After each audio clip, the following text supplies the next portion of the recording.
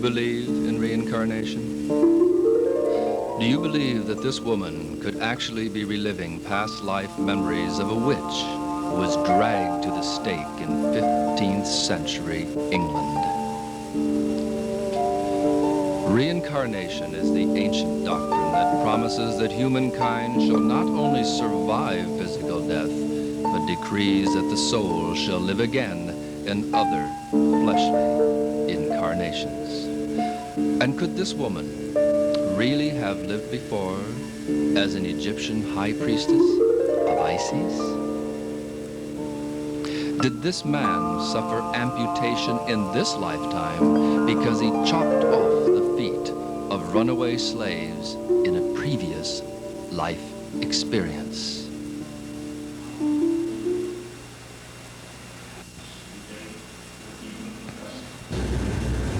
Become aware of the interaction. How does it all relate? Is it possible to lead others to experience their past life memories? A recent Gallup poll declared that 1 out of every 4 Americans believe in reincarnation. The April 1977 issue of Human Behavior said, "It is coming at us from all sides now. New evidence of life after death.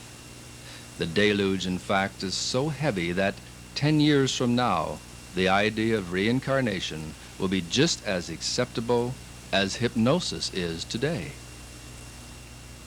The status of reincarnation today is that good, solid, middle-class Americans are perceiving its promises as relevant for modern men and women.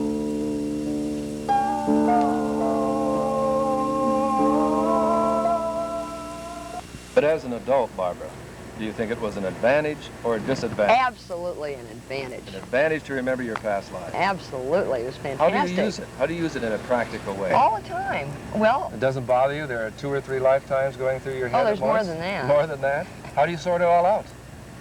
I don't try to sort it. It's an instinctual thing more than anything else.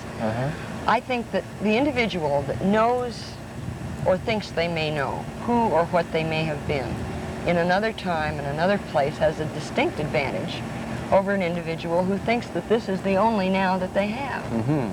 In that sense, that's what I mean by super advantage. Well, what about all the other lifetimes and other memories? Do they confuse you? Well, no, they've helped me. I've been an astrologer twice, and that's helped. In the hours before dawn, it seems likely that even the most rigid materialist at least considers that humans may be composed of more than flesh and blood, that the soul may continue to exist without flesh, and that the essence within us may be born again to lead other lives of learning and growth. Although gaining in great mass acceptance in the Western world, the average person in the street, however, still has a lot of misconceptions about what reincarnation really is. Men and women speak of coming back in their next lifetimes as animals or as famous people. We asked famous teacher Francis Steiger to respond to such misunderstandings and to define more clearly the reason for a soul to live again. I believe that reincarnation was taught in probably any church or denomination that meditated and contacted the Godhead. I believe that reincarnation was probably misunderstood by most people, and that's why it was dropped from many of the religions. People thought that they could live whatever life they wished to lead and pay for it in the next life, or perhaps do so many different things in this lifetime, and then in the next lifetime they would reap the harvest. 6. Deeper, deeper, deeper. Number 5. Deeper, deeper.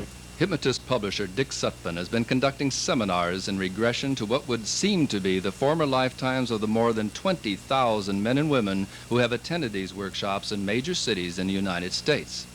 Sutphen claims that the value of regression lies in the possibility that many people may become aware of the cause of some major problems in their present lives, and therefore can begin to release the cause and eventually the problem.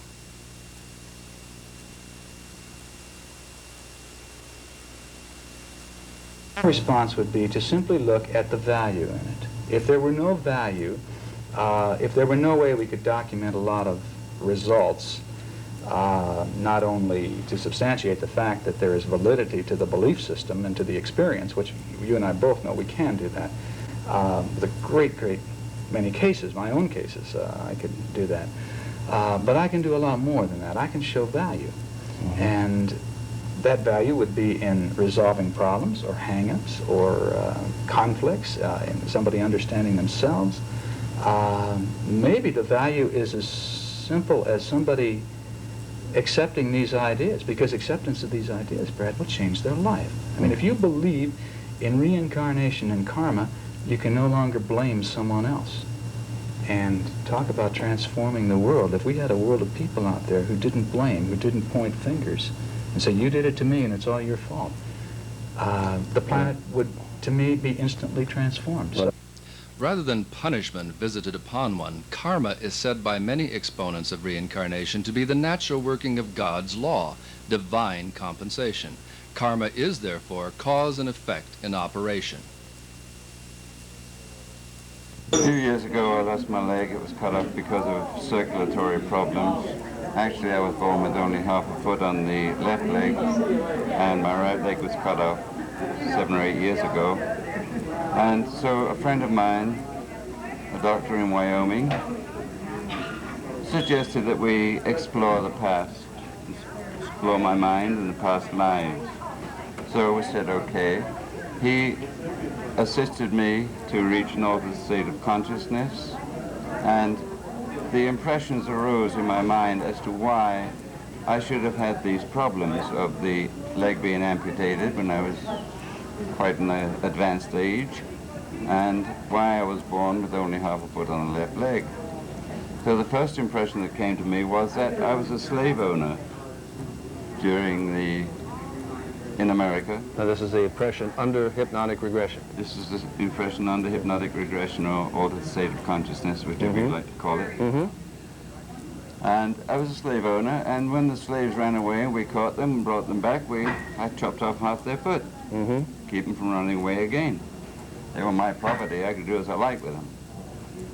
And all of these stories will only point up the fact that we pay for what we do in this life, and that we create our own adversities. So you feel you were born with half a foot because you had chopped off half of people's feet in a past life. Yes. Feet in a past life. Yes. Can it be possible that reincarnation can explain so many present-day phobias, compulsions, and personal problems? Clinical psychologist and hypnotherapist Dr. Edith Fiore told us how she overcame her initial scientific skepticism to begin to use past life recalls in her sessions with patients. Well, actually, Brad, what happened is that it just evolved. I was using hypnosis in a rather regular way, having people regress to early events in their current life, in their childhood. You see, at the point when all this began to happen, I did not believe in reincarnation at all. Of course, I'd read about it and heard about it, but I wasn't even that interested in it, so I hadn't read very much about it. You weren't a believer then? No, something definitely you wanted not. to prove. I was 100% skeptical and thought it was just one of those odd sort of Indian concepts. It didn't have any relevance to me. And I had been routinely using regressions to earlier times in the current life to help people with their problems. Right, going back to their childhood or some point of trauma thing? Yes. Then one day I asked a patient who had seen me for a sexual problem to go back to the event responsible for it, expecting him to find himself as a 3 or 4-year-old, and he talked about being a Catholic priest. And I at first thought I had taken a rather incomplete history and that he was a Catholic priest in the current life. And then pretty soon it became obvious that he was talking about this happening in Italy and it happening back in the 17th century.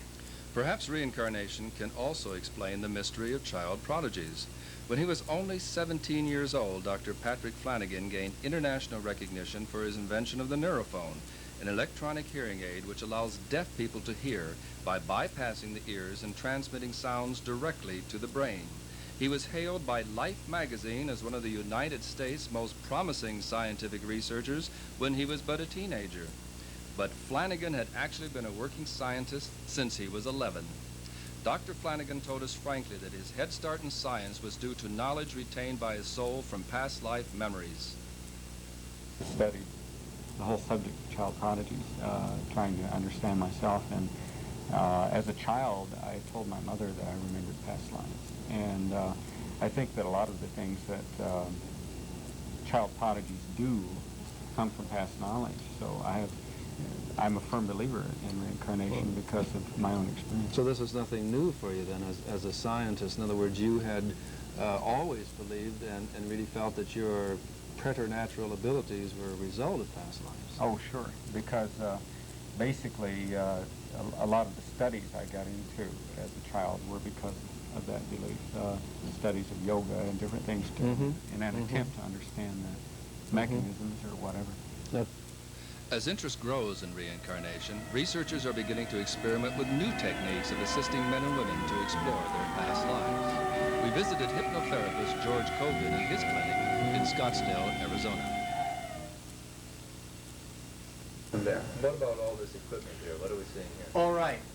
I use a combination of electronics and my own voice to produce what I do with the client or with the subject. Two of my machines here are recorders, which I'll record the regressions on, and two of the machines are used for sound effects. Sound effects. Right. I have a technique that involves the use of sound effects to bring a subject into the regression and make it come alive. Even men and women who are born into Orthodox Christian homes have begun to find reincarnation compatible with their understanding of the teachings of Jesus. Jesus admonished man to be perfect, even as God is perfect. It would seem impossible to attain such perfection in a single lifetime. It would seem more just to allow a soul to return again and again until all the lessons have been learned. My soul, as has been told to me, has manifested many times on the earth plane, and in every instance it is always to aid the human consciousness to realize the source, God. You would say then that you are a helper? Is that why you're here, to help people understand a certain awareness? Yes, and in so helping people, I help myself. That's how it works down here. Now, in these other past lives, what kind of experiences did your soul have that prepared you for what you're doing now? Well, actually, we really need not that much preparation. We merely contact our higher self and seek to manifest the God energy within us. And when we speak and feel and act in a godlike manner, loving all living things unconditionally, we have all of the memories and the recollections and all of the previous lifetimes our soul has led that becomes known to us, so that we draw upon those in each lifetime that we then lead through our soul is a matter of helping people even in a more greater way than we would have helped them before. No. So each lifetime is more perfected. All right, how would one get in touch with those past lives? How would you get in touch with those past life memories so that you could draw upon that energy to help complete your mission? What I have been told is that we have a spirit within us. And the spirit within us is in contact with our higher self, if we permit it. It's a matter of opening the door from this side. And yet the skeptic will ask, can reincarnation be conclusively proven, or must it be accepted on faith alone? Writer, publisher, and motion picture producer Roger C. Height has one of the largest personal libraries on reincarnation and metaphysics in the world. We asked Height to respond to the question of proof. I don't believe that today is ever going to come when we can conclusively state that a case of reincarnation has occurred in the laboratory sense of the word, I guess, in the empirical sense of the word, because there are too many bright individuals who will find some way of turning some piece of evidence around and saying, but yes, it could be this way. So you never really know. When we think we have a conclusive case, many times it is conclusive to us from our viewpoint, but not to someone else's. And as a researcher yourself, you know many, many times that you have been disappointed, as well as thrilled, by individuals that have pointed these things out to you. Myself, on the other hand, what I'm attempting to do is to give humanity an opportunity to see for themselves what is available on the subject, where it's cataloged and presented to them in a forthright manner, where there are no religious, secular ties to anything we're doing. You don't have to be a minister or a researcher with a corporation to come in and see us and to sit down and read the literature we have available. What do you believe about reincarnation at this point? Do you accept reincarnation? Yes, I do. It's taken me 40 years, but I do believe it now. Today, millions of men and women all over the globe seem to be proving the validity of reincarnation in their personal lives. The evidence of life after death does indeed appear to be coming at us from all sides. 10 years from now, the Gallup poll may indicate that 3 out of 4 Americans believe in reincarnation.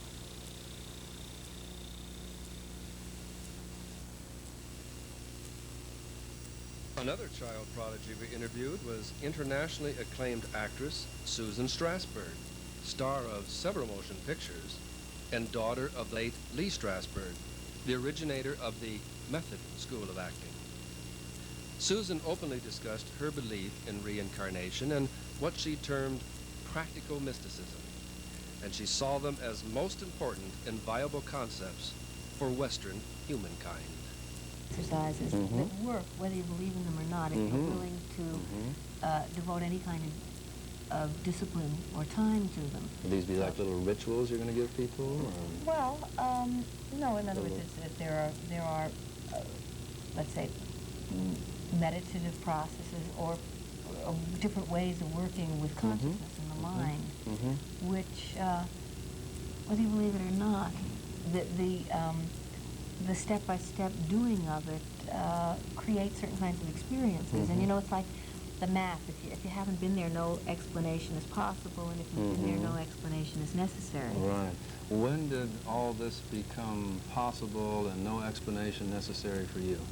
Oh, I'm still working on the explanation part. It seems to me that I was always interested in this. I remember that I wrote, in this field, I wrote a book when I was about 13. Where I was graduating, I guess, from junior high, and I found it in one of my moves recently, and it's where you had to illustrate and bind a book, and all of the stories in the book involve reality in the sense of, you know, it was like reality and other fantasies, because it was all things about, just as if you read a book on quantum physics now, they're crazier than I am. They make me look normal. They're now talking about, you pick up science guides into some of those things, and there's placebo operations, and which work better, by the way, than the real operations. And you see scientists now talking about alternate realities and parallel worlds. An effect preceding cause. That all of that stuff, and I said, gee, when I said that 15 years ago, and everyone said I was crazy. So what's so interesting, though, is, you know, it's the old story about that science, which certainly is very valuable. What did Einstein said? He said that science without religion is blind. Religion without science is lame. That you need, I guess, minds, the more that science encompasses a holistic world in which we're not a mechanistic mind cut off of everything else that's going on around us, the closer we come in a way to going home. But there's a story about the scientist who decided to do some experiments with a flea, and he trained, this is an awful story, by the way, he trained this flea to jump on command. And then he pulled off one of the flea's legs, and he said, jump, and the flea jumped, still jumped. And he pulled off another leg of the flea, and he said, jump, and the flea jumped. And he slowly built up to the point where he pulled off all of the, 6 legs of the flea. And he said, jump. And the flea just lay there, from which the scientists deduced that if you pull off all the flea's legs, it goes deaf. At the expense of the flea, regrettably. Yes, they've done this, you know, and it's funny because when the way, the same thing in a way happens, it seems to me, in the metaphysical areas. You know, it's like people get metaphysical indigestion and they start trying to, I guess we all have a tendency to want to have the answers. Yes. So The answer. yes, it's like people who say to me, your father teaches the method. I think, what, the method? It's a way of work. Right. You know, it's the old elephant. The three blind men who go into the jungle and bump into an elephant, and one says, gets the trunk and says, hey, this is I've got a snake here, and one gets the tail and says, what do you mean a snake? I've got a rope, a vine, and the other one is bumps into the leg and says, what are you all talking about? You're crazy. It's obviously a tree. Now, they're all right, and yet none of them have any idea what an elephant looks like. That's us. Right. Whereas I sometimes think that we're right now at this point in evolution. I think there's an enormous kind of leap going on in man's awareness and consciousness, and that we're kind of being forced into it, I guess, by circumstances. You know, hard times, also difficult times, although they challenge us, often force us to. I mean, it's unfortunate, but if you think of your own life, in the periods when you were evolving or growing, was it the easy way or the hard way? Was it usually the difficult experiences? No, those are the ones that teach. I'm going to do it the easy way now. From now on, I keep promising myself. But that, you know, and in this shift taking place, a lot of people are very frightened of it. They don't want to let go. They feel secure, even if the old things are negative. Right. You know how in your life you're in a situation, and it may be terrible. However, you feel you control it because you know just how terrible it's going to be. You're not taking any risks. And when you move into a new situation, even if it's better, because it's unknown sometimes, it's scary. It's that old thing, if man is not willing to leap into the darkness, he can never find the light. Right, right. When did you first get the feeling that maybe you had been here before, that these things seemed, the concepts, the learnings were new, but somehow it was a little familiar to you? Well, I had enormous facility as a child in doing, I did a lot of things very easily. As a matter of fact, a lot of things easier then than later on. In other words, I started acting kind of when I was 12, 13 without any training or studying, although my father, and I was one of those ladies who was kind of looking for Prince Charming, magic kiss, and as it turned out, it was a very painful experience, not a prince that awakened me in that sense. So that, although it was an experience that many people might look at as being negative, in retrospect it really was a powerful force for moving me forward. Now I say, oh, thank God that happened to me. My daughter was very sick, so I was dealing with life and death on a day-to-day basis. She had a heart condition, so I really didn't know when I got up in the morning if she would be breathing or not. And in a way, it forced me, first of all, to let go of a rigid concept of what life should or shouldn't be. Right. Or I also had to let go of the fact that there were certain things that were not, I could only do in the now what I could do, and the rest was in universal hands that I could not control that. So I began to look at life very differently. And then what happened was that I took one of those like mind control courses. And I had done before, I had been involved in like a lot of psychic phenomena. And you know, sometimes that can be very seductive because... Was it spontaneous around you, Susan? Spontaneous, yeah. And at the time, well, you know, on Monday I thought it was real, on Tuesday I thought I was crazy, on Wednesday I thought they were crazy. And it may all be true. It's what is it, Richard Bach writes at the end of Illusions, which is a beautiful book, and it's got all this philosophy and all these wonderful things, and I think the last thing in the book is, and everything in this book may be wrong, which is as reasonable. From another perspective. Yeah, which is as reasonable as you can get when scientists are telling us that there is no such thing as an objective universe, that you know what you and I see. Right. Because I know when I wrote my autobiography, I thought that I had written the truth because I'd gotten all the facts right. But in fact, 3 years later, when I go back and look at it, and I think that had no relationship to what I see now. I would write a complete different book. But it was true at that time. Oh, yeah. And Because it it was what I remains was truth in that capable. sense. It's what I was capable of seeing. Anyway, when I went into this, I guess it was the first time that I was in a group of people and they did some kind of going into the alpha state. And what happened was that I didn't go into this alpha state that they were putting. I was in Egypt. Now, I gotta tell you, this was three-dimensional color. I've never had any. My dreams were not that good.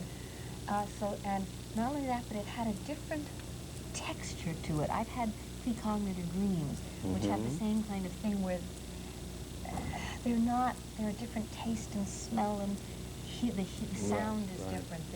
It hits home in a different way. It's more experiencing rather than observing. Yeah, much, much stronger. And this experience was like that. And well, I'll tell you, because it was an interesting experience. I was lying on the floor, and I was in a white long gown, and I was being carried by like 6 priests on a bier into the Great Pyramid. White gown, something like you are wearing today? No, oh. more kind of Grecian, or like the Egyptian friezes. And I could read the hieroglyphics. Part of me was up here, and I remember saying, I can read them, and they interpreted them, they misinterpreted them, it's wrong, I can't wait, when I get back I have to remember. And I looked up and I could see the faces around me of the priests who were carrying me. I was going in to undergo initiation. Well, the end of this class, and I thought, phew, that was an interesting, didn't quite know what to make of it. And a stranger came up to me, Englishman, and said, hello, I'm Mary Parnell, and I would like to share something with you. And I said, yes. And he said, well, when we went into the alpha state, he said, I went into a trance, he said, and I was a priest in Egypt, and I was helping to carry this young woman into this. I'm looking at him like, he's really crazy. I mean, I know I'm okay. It's that thing of old and older dad with you and I, I'm not so sure about you. And we had the same experience. We're very close friends also. We've since then had other experiences like that. And that, I must say, I've always had a kind of insatiable curiosity, which has carried me, I guess, from one. I would rather, and I've also had a desire to experience everything myself. I tend to be a little skeptical. I think, like my daughter says, do you believe those scientists when they tell you that there's such a thing as the atom if you've never seen it, Mother? Don't you think you ought to check it out yourself? Romantics have spoken of finding one's soulmates for centuries. Author, businessman Russ Michaels believes that there is validity to such a concept. Now, we hear a lot of talk about soulmates and reincarnation. And we hear people say, darling, you're my soulmate, and we hear songs about it. Now, you've written an entire book about the soulmate concept. What does soulmate mean to you, Russ? Well, a soulmate is a mate or a soul that we are related to or mated to at a soul level. That is the primary distinction. Most individuals relate to each other from head to head or mind to mind. It's a personality relationship, whereas the inner self or the soul is more magnetic, and it has a holding or a drawing power that brings individuals together.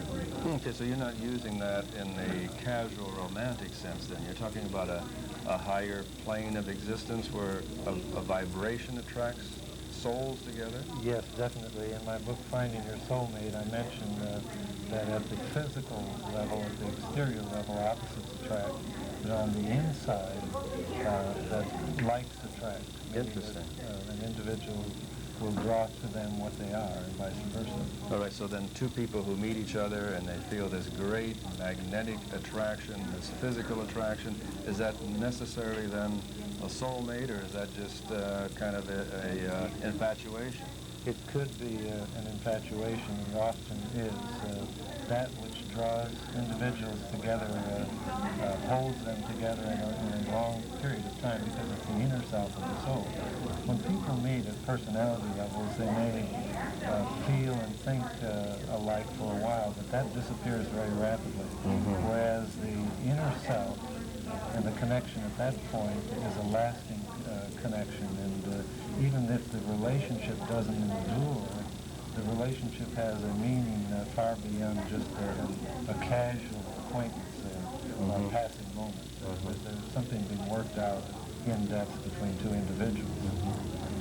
If someone were to ask you knowledge of past lives, tuning in on different aspects of oneself, what good is it? What practical value does it have? How would you answer that person? Well, I believe that knowledge is power when knowledge is used, and to have insight into our past is to give us a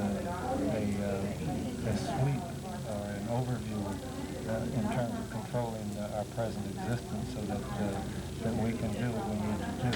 I'm definitely convinced that we have the ability to use our future as well as our past in the moment that is now, and that we can also train ourselves through being in touch, tapping our inner self to have insights and use that to our fullest measure.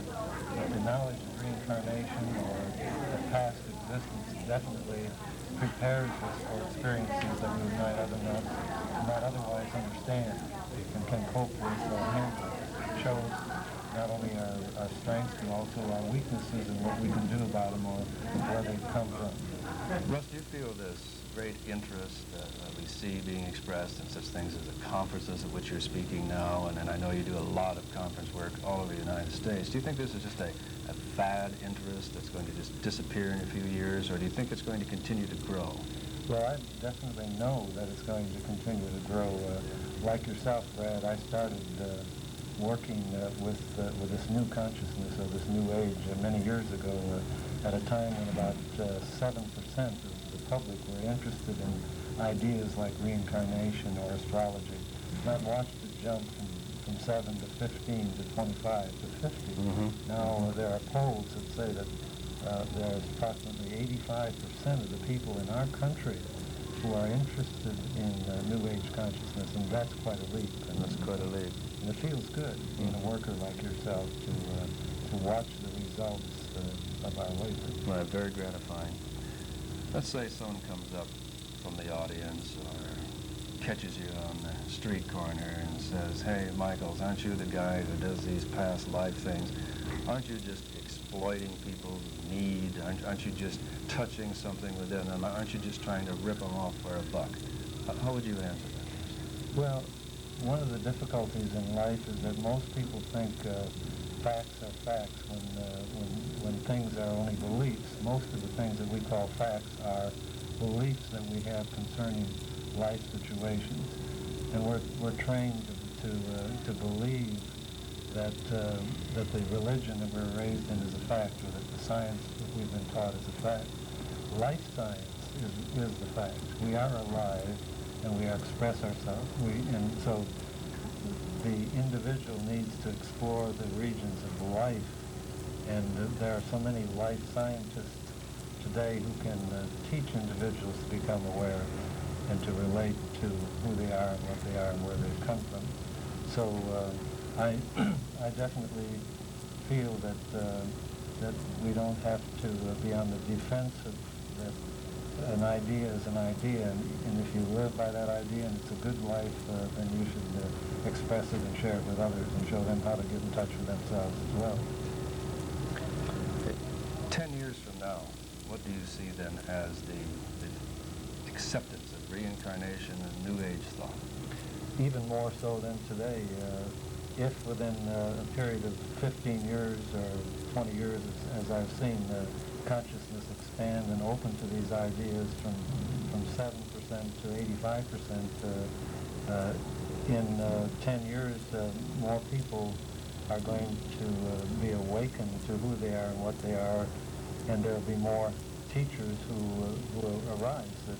When I started teaching, like when you did, Brad, there was probably 1 in 1,000 teachers available. Today there's 1,000 times for every one that was walking about on Earth, spreading the good news and saying that we have come from the past and we are here in the present and we are going to a future that we can control, and we have the power to control ourselves. So I look to the future with hope and with joy. I love life, and I like to see people have open minds and realize that there are infinite possibilities within them to explore and to be. And you come all the way from Miami, Florida, to attend a conference in Scottsdale, Arizona, on reincarnation. Obviously, you believe in reincarnation.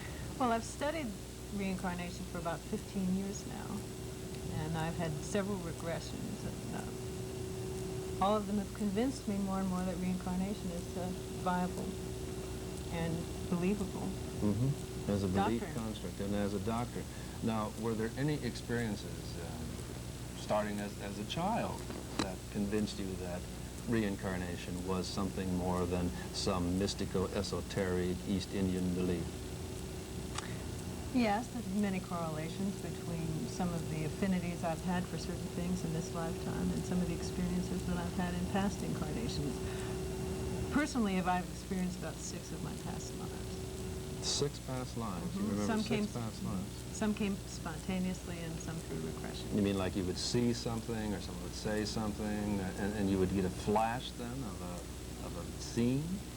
The first experience I had was a vision, and it came upon me quite suddenly. How old were you? 21. 21, all right. And since then, I've been very interested in reincarnation. I've read, I don't know how many books, just about every one that's written. And I found that it's convinced me more and more. Now, this vision, Gail, was that like seeing an entire past life being played out for you, or a scene, or a vision that told you that reincarnation was real? What was this vision? It was a scene from a past life. It was the feeling that the energy that animates me now as a being, as entity Gail, was also the energy that animated me in another lifetime, in another body, in another time period. I've been in Egypt, I've been in Atlantis, I've been in Germany, lived in several countries in Europe, and I've had experiences in many healing temples throughout my life. And interestingly enough, in this life, I've felt drawn to holistic healing and practice it for the last decade. A little crossover then, a little carryover. Yeah. Have you had past lives as a man? Do you remember past lives as a man? One past life particularly, I was a priest in Egypt. And I was carrying a very large, important book and walking towards the Great Pyramid for an initiation. You were carrying a book. What did you feel this book was? I'm not sure. I know it was important. It was leather bound. It was very large, and it had something to do with an initiation, which I was on my way to. I was wearing a blue robe. To be initiated, or to do the initiation? To do the initiation. I was wearing a blue robe, and I had the body of a man. Mostly I've been women. I like that better. No. Alan, I'm going to ask you to make a prediction now. What do you feel the public acceptance of reincarnation as a spiritual philosophy or as a belief structure will be in the United States in 10 years? 10 years from now?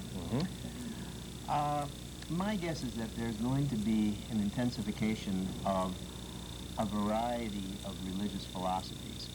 We are in a period that is difficult in the history of our planet and the history of our nation, and people are falling back on emotional and religious beliefs. And they're becoming very strong advocates of their beliefs because it's something to cling to.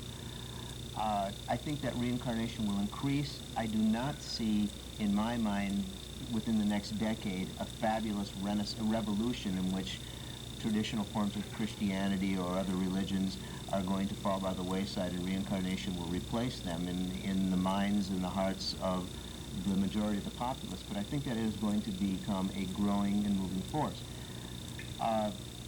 I think that one of the reasons for reincarnation's growing popularity might be a negative reason as a result of the difficult times we're going through, and that is it's a certain amount of escapism. People are in a lifetime that they just are having trouble with. They're broke, their relationship is screwing up, these things happen, and they're just not as successful as they had dreamed that they were going to be when they were young, but they can think about a lifetime when I was a healer in Greece or when I was a monarch in Egypt or whatever, and that gives them a certain amount of solace. I think that there's some danger in that because it's somewhat escapism.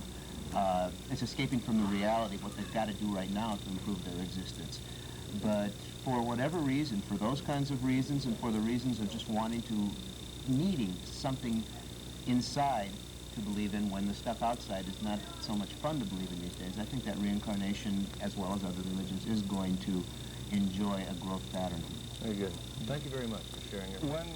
When did you have your first past life recall, or is your belief in reincarnation simply based on just acceptance of the philosophy? Have you had a past life recall? Oh, yes, countless ones. Countless ones. The first one, the first time I knew that I had lived before was when I was 5 years old.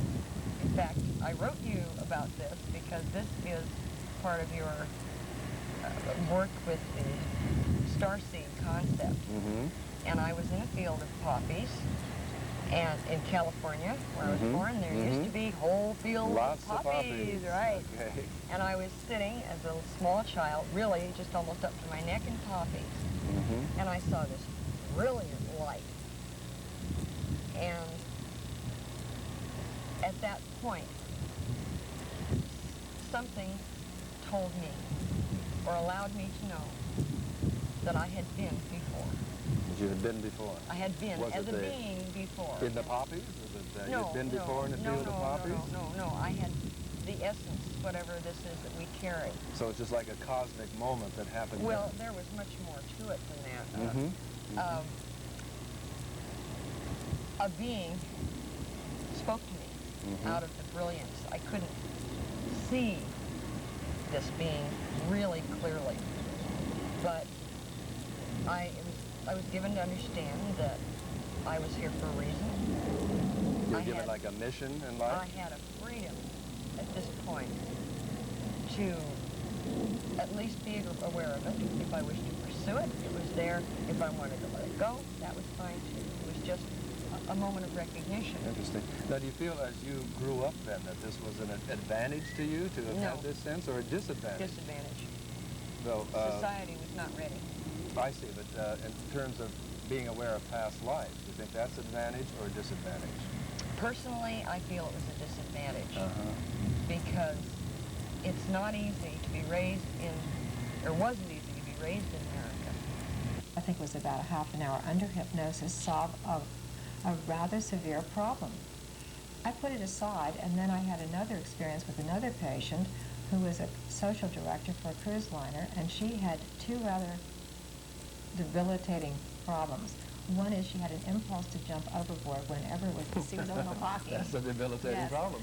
And the other one, she was terribly anxious whenever it got foggy, thinking that this great big ultra-modern ship would be lost at sea. And she knew that, logically, that neither of these things would happen, that she would not jump overboard. She knew she wouldn't, but still she was so upset by this that she would take herself down to her stateroom and more or less lock herself in. And so this was really an impediment to her work yes, then. it was, because she's a singer, and what would happen is her throat would constrict, and she couldn't be very happy and outgoing as a social director should couldn't be. hit the high notes. Right, exactly.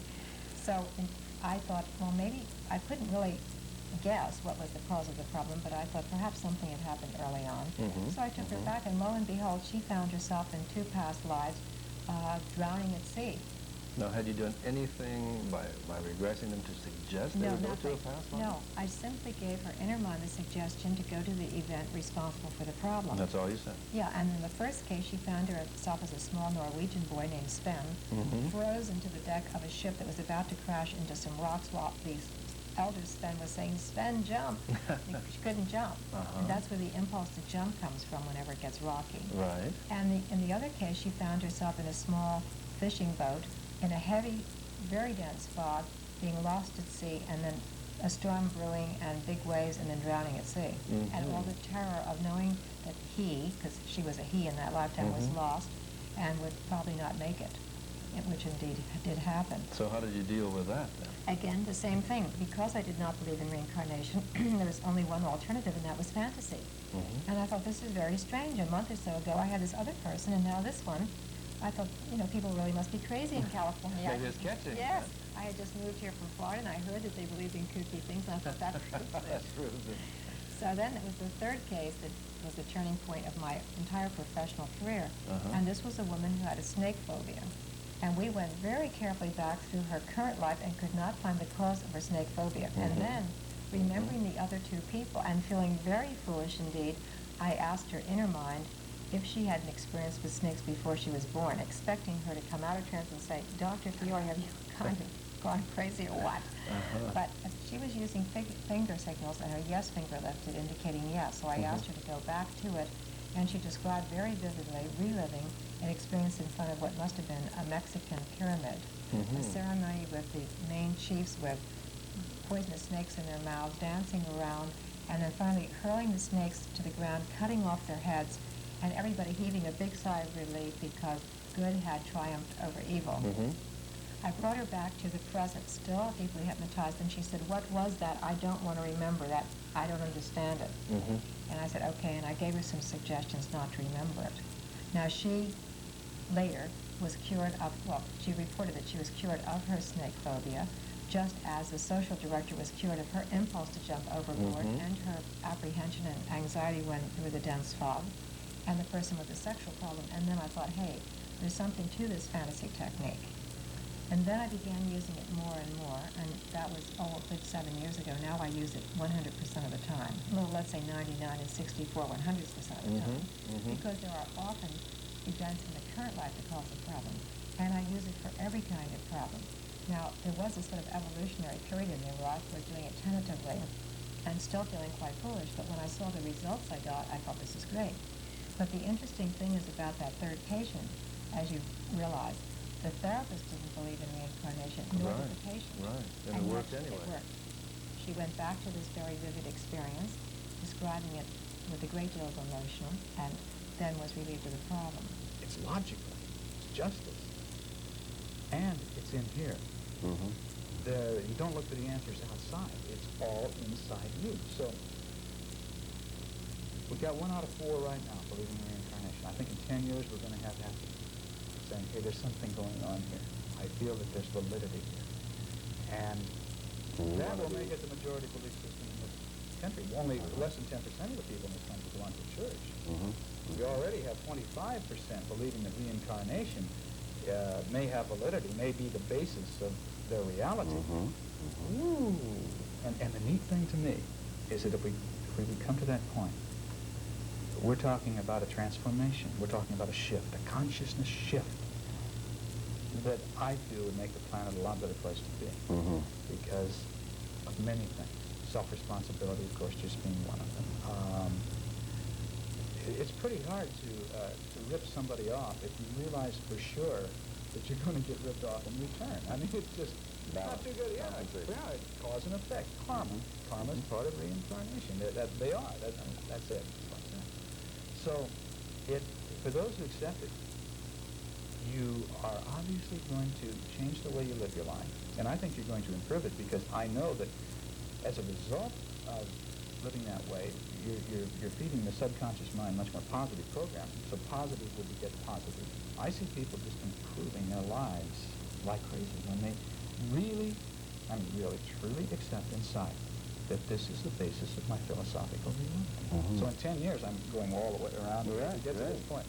But in 10 years, I would like to be involved in sharing information with what I think will be half of this country. Gave you the idea that you could do this with 200 or 300 people at a time. I sometimes wonder. My search, I guess, to begin with, it really came out of an intellectual seeking, trying to understand a lot of things that I couldn't understand. And I wanted the experience as part of a search, a metaphysical search. I wanted the experience of regression. And I found someone here in the Phoenix area who regressed.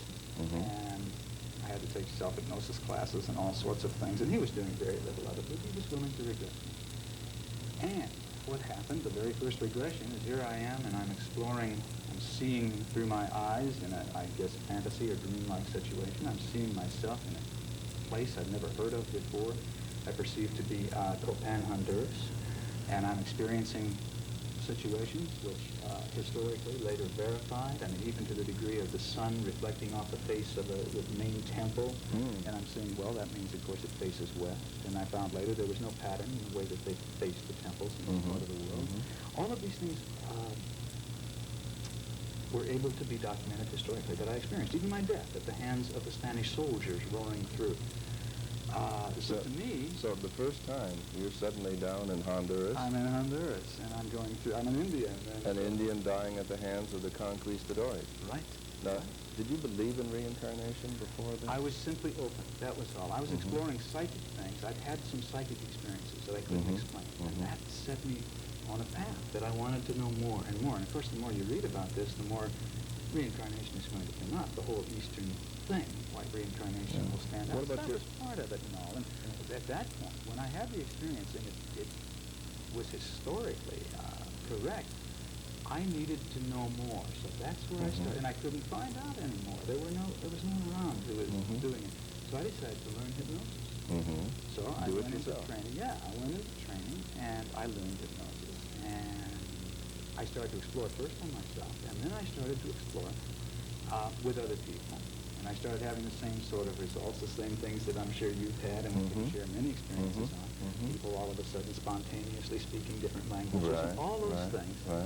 And the friends talked to other friends who talked to other friends, and they'd come over, and pretty soon, on a given night at the house, I might have 20 people in the living room. Word got around. Word got around. Right. And they all wanted to experience it. Now, were these believers who were coming, believers in reincarnation? I don't think so. I think these were people really who were just simply intrigued by the fact Curious that they about heard what from this the is. friends.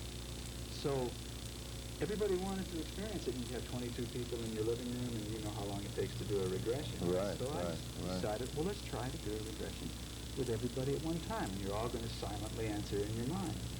And it worked. So that's how it started. In your living room with 22 people? And then every week there'd But be if you'd 22 done them one people. by one, they'd be there for days.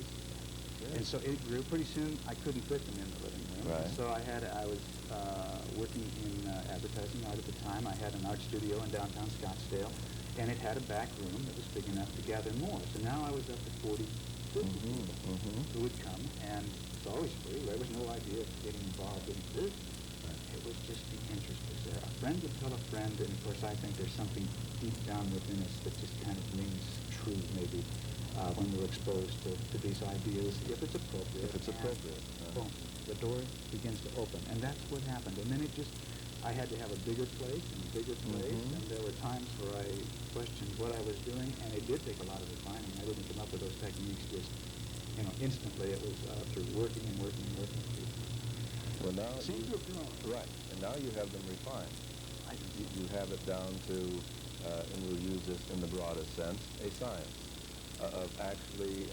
At least I'm working on it. Right, of putting it together where people can have experiences, inner experiences in their spiritual quest of the time. Would that be fair to say? I think it's very fair to say. Subjective experiences, which, to me, of course, just having a subjective experience, that's neat and that's fun, and that's one thing. But I would like to tell you beyond that. Are they having subjective experiences which seem to relate to their life now? Does it relate? Does it explain a situation in their life? Or is there value? Is there some therapeutic value in finding out the cause of something you're experiencing now? And I would never pretend to say that all of our problems or affinities or aversions, that they all revert back to a past life, because I found that probably more often than not, they do not. But I would say at least between 40% of it and 50% of the time of the people who have come to me, they can't find the cause of their problem in the current life. And so, when you just open the door to the possibility that it might lie in a past life, go back and find it, then, of course, we have another value. I'm probably getting ahead of the interview. Well, you anticipated a couple questions there, but that's neat.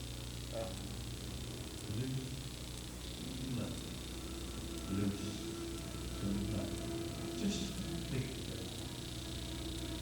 And I want you to feel the relaxing power now moving on up the back of the neck and in the scalp. Feel it in the scalp. Feel the relaxing power now moving down into the facial muscle. Just completely relaxing the facial muscle. Now enjoy the relax. Allow the space between your teeth. And to close your eyes. Your entire body is now relaxed all over in every way. All tension is gone in your body and mind. You're beginning to let go within. Very, very deep. Hypnotic. Sleep. Sleep. Sleep. Deep. Hypnotic. Sleep. And once again, I want you to see an intense beam of white light coming down from above, entering your head and beginning to flow now through your body and mind. Create, manifest with the unlimited power of your mind. light now manifests around the heart area and emerges from the heart area as a protective magnetic orb of bright, white God light. And you were totally protected.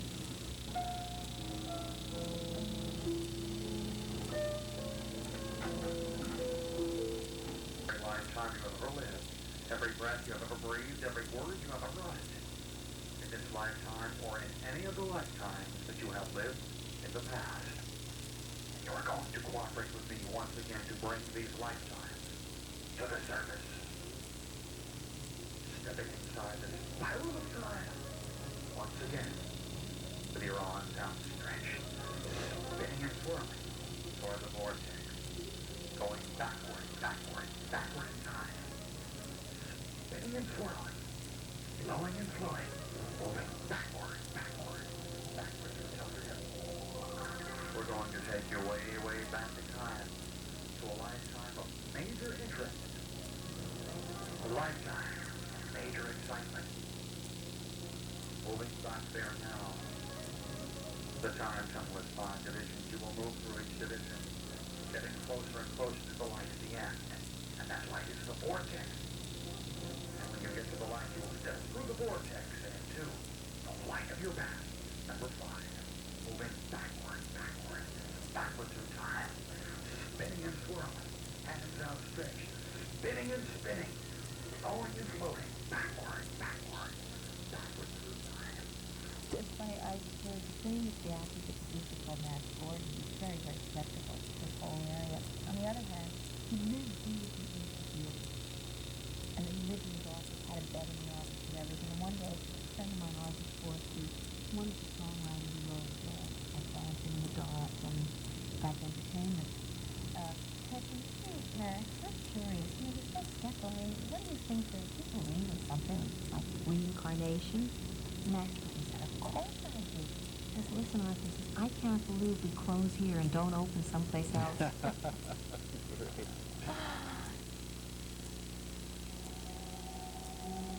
Those men and